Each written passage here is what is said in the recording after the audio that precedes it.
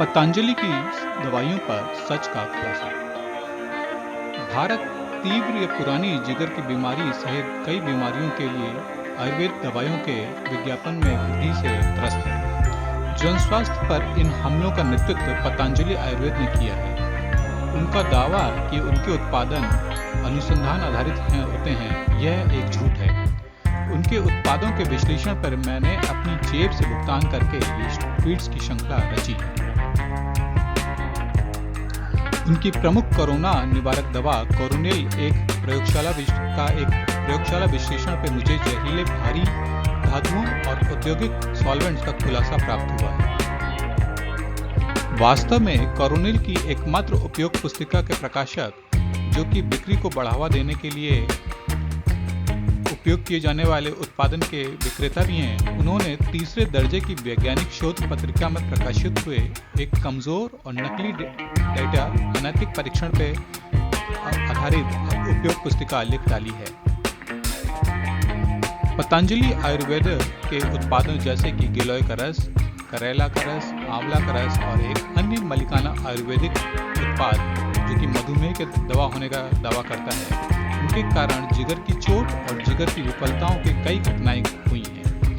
पतंजलि की उपयोग पुस्तिकाओं में किया गया इन दावों का समर्थन करने के लिए बिल्कुल कोई शोध नहीं हुआ है।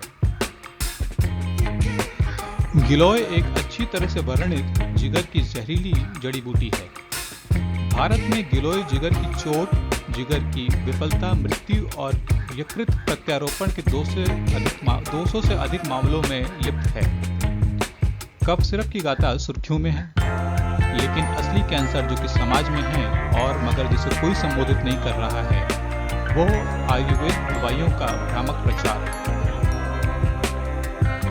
एक बारी ऐसा भी घटा है जब पतंजलि और बाबा रामदेव और उनके शिष्यों ने ट्विटर पर एक नेत्र चिकित्सक को कटघरे में खड़ा कर दिया था, जब उसने पतंजलि दृष्टि आई ड्रिप्स पर बिना कोई शोध, कोई अध्ययन नहीं हुई दवा पर जनप्रयोग में लाने का आरोप लगाया था। पतंजलि वालों ने उस चिकित्सक को अपने ट्वीट्स को डिलीट करने के लिए बाध्य कर दिया था, जिस दवा से एक मरीज की आंखों की रोशनी लगभग चली ही गई थी। कई और भी डॉक्टर सामने आए हुए हैं और इन्होंने इन ऐसे रोगियों के इलाज के बारे में अपने अनुभव साझा किए हैं, जिन रोगियों ने बिना किसी परीक्षण करी गई असुरक्षित बिल्कुल कचरा पतंजलि उत्पाद जैसे कि गिलोय और एलोवेरा के जूस के कारण गंभीर दुष्प्रभावों को झेला है। लेकिन कोई पतंजलि के आयुर्वेद द्वारा बेचे जा रहे अंधश्रद्धा के महारत के बारे में जोर से नहीं बोल रहा। हम डॉक्टर लोग देखते हैं कि पतंजलि के कई सारे मलिकाना हर्बल उत्पाद विजुअल, प्रिंट और सोशल मीडिया के माध्यम से भ्रामक विज्ञापनों और प्रचारों के कारण रोगियों को अपूरणीय क्षति पहुंचाते हैं। ये वो क्षति हैं जो कि टाले जा सकते थे। लिवर रोग से संबंधित बिना परीक्षण वाले हर्बल उत्पादों से बचें और सुरक्षित जीवन व्यतीत करें।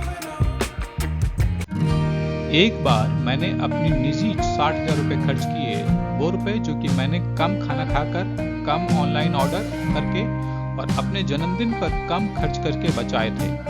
उन रुपयों से पतंजलि कंपनी के उत्पादों का विश्लेषण एक प्रयोगशाला से करवाया था। प्रयोगशाला से प्राप्त रिपोर्टों में उन दवाइयों में कीटनाशक और जूनाशक मिश्रणों को पाया हुआ दिखाया था और लिथियम भी दिखाई पड़ा था।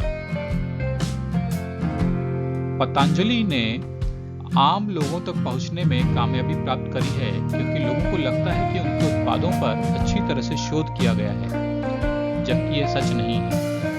पतंजलि वाले शोधकर्ता कई सारी कम सम्मानित पत्रिकाओं में अपने नतीजों को प्रकाशित करते हैं।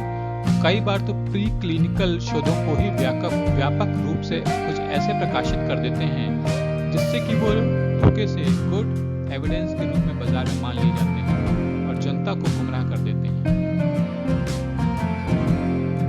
डॉक्टर बाबू नामक एक श्रीमानजी ने पतंजलि के द्वारा फैलाए गए अत्याचारी विज्ञापन जैसे कि मधुमेह, यकृत रोग और अन्य इलाजों के उनके निराधार दावों के खिलाफ एक व्यक्तिगत युद्ध छेड़ा हुआ है।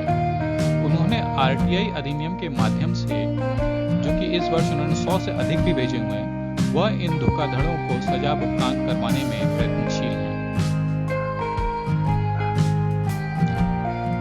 एक बार पतंजलि आयुर्वेद ने वैज्ञानिक शब्दजाल साइंस के जैसे आवाज करने वाले शब्दों के उपयोग करके हमारे लिखे गए गिलोय पेपर पर की आलोचना करने की कोशिश करी थी।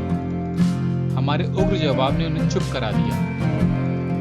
आपको सीखना होगा, धोखे से बचना सीखना होगा, अपने चित्त में एक वैज्ञानिक स्वभाव डालना होगा, खुद की मदद करें, सीखें कि आप कैसे पता कर सकते हैं कि आपके लिए क्या अच्छा है।